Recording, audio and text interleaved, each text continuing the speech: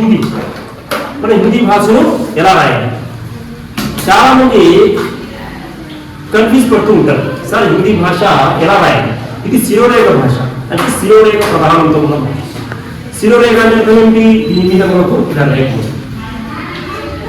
దీని శిరోరేఖ. సో శిరోరేఖతో కూడుకున్న భాష కాబట్టి ఇందులో శిరోరేఖ ఎక్కడ ఇవ్వాలి, ఎక్కడ ఇవ్వకూడదు, ఏ ఏ విధంగా ఉంటుంది ఒక్కొక్క అక్షరం ఉంది మనం జాగ్రత్తగా చూస్తాం. ఇది గమనిద్దాం. ఇప్పుడు మనం స్వర్ణం ఉంది, ఇప్పుడు స్వర్ణం ఉంది. గమనిద్దాం, ఒక్కొక్క అక్షరం తీసుకుందాం. అ, ఆ, ఇ, ఈ, ఉ, ఊ, రు, ఏ, ఐ, ఓ, ఔ, ఔ, అహ.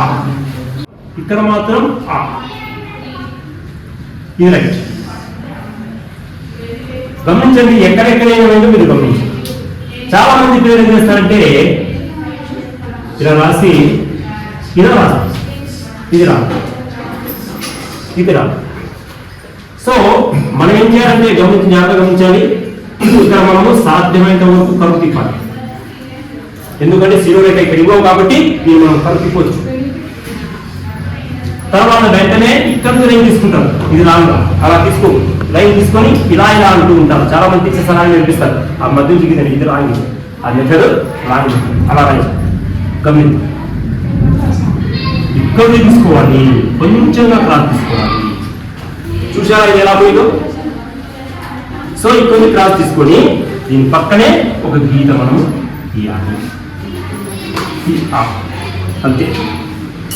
తర్వాత ఆ రాయాలి, దీని పక్కన ఇంకో గీత గీయండి, ఆ అయిపోయింది. సో ఇది రైట్. సో ఈ విధంగా మనము రాయొచ్చు. ఈ విధంగా రాస్తే రైట్, ఈ విధంగా రాస్తే రాంగ్ అవుతుంది, ఈ విధంగా రాస్తే రాంగ్ అవుతుంది.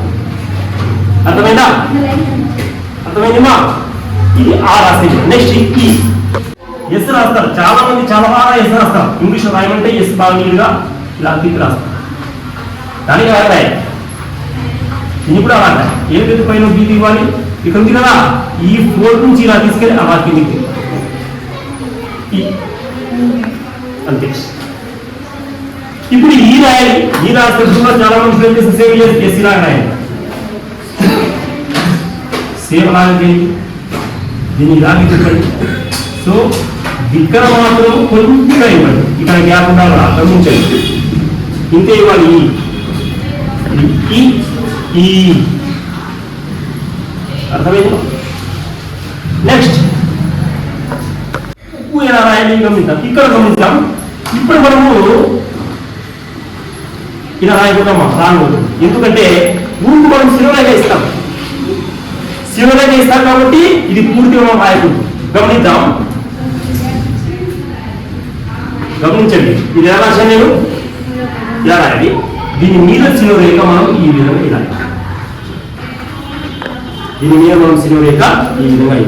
ఇది ఊ, ఇది రైట్, ఇది రాంగ్ అంటే ఇది రైట్.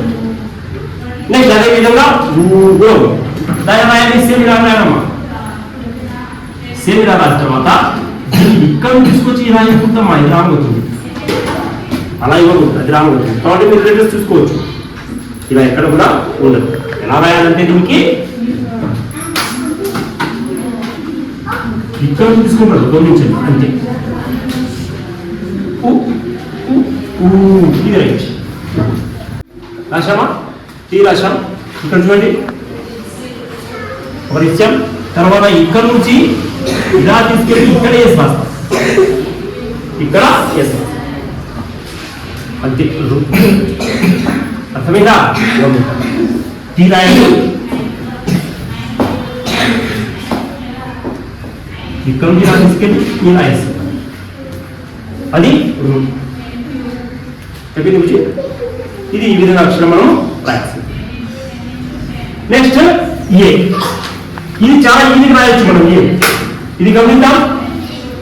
1 2 ఇక్కడ నుంచి తీసుకున్న తర్వాత ఇక్కడ కొంచెం బెండ్ ఇవ్వాలి, అంతే. ఇది ఏ, ఇక్కడ కొంచెం బెండ్ ఇవ్వాలి. ఇది ఎలా చేస్తారో చాలా మంది చేస్తారంటే ఇలా రాసి దీన్ని ఇలా కింద చేస్తారు, ఇది రాకపోతుంది, ఇది రాకపోతుంది, అలా కింద చేయకూడదు. ఒకవేళ ఈ బెండ్ పడిపోయినప్పటికీ కూడా మీరు ఇలా రాయొచ్చు, ఇది రాసినారు అయిపోతుంది. అర్థమైంది విజయ్? నెక్స్ట్ ఇప్పుడు చాలా మంది తప్పు ఇలా రాసి ఇలా రాస్తూ ఉంటారు. ఈ లెటర్ ఎక్కడ లేదు, ఈ విధంగా రాసే లెటరు ఎక్కడ కూడా లేదు. సో మనం ఇక్కడ ఏ విధంగా రాయాలంటే గమనించండి మీరు, రెండు కూడా ఒకే వైపు బెండ్. ఇది కూడా ఇలాగే బెండ్ ఉండాలి, ఇది కూడా ఇలాగే బెండ్, రెండు కూడా ఒకే వైపు బెండ్. ఈ లెటర్ రా, ఇది రైట్. నెక్స్ట్ అమ్. సార్ అమ్మ రాశాం కదా సార్, దీన్ని మీరు చూపిస్తాం, దీన్ని స్ట్రైట్గా చుక్క ఇవ్వకూడదు.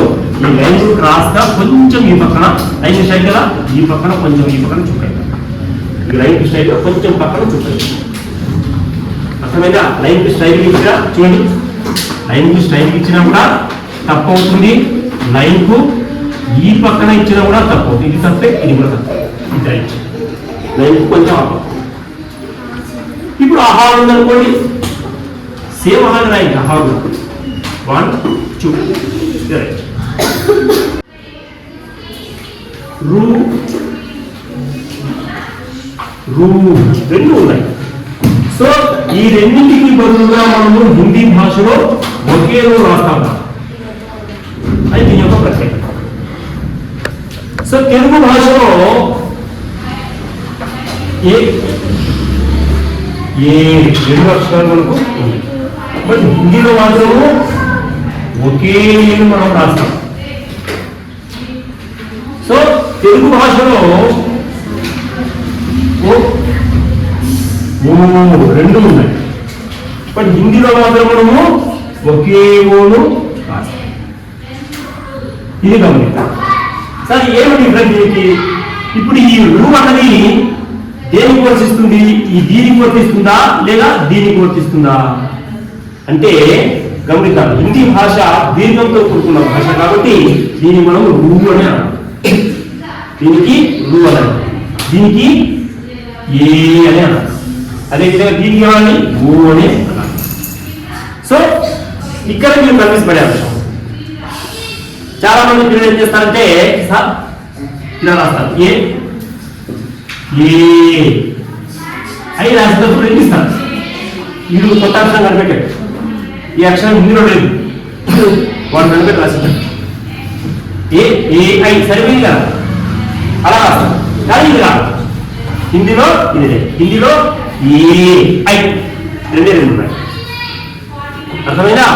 సో ఈ విధంగా మనం అక్షరాన్ని గుర్తుపట్టగలిగితే హిందీ భాషను ఈజీగా నేర్చుకోవచ్చు. చాలా మంది ఇక్కడే కనిపిస్తుంటారు.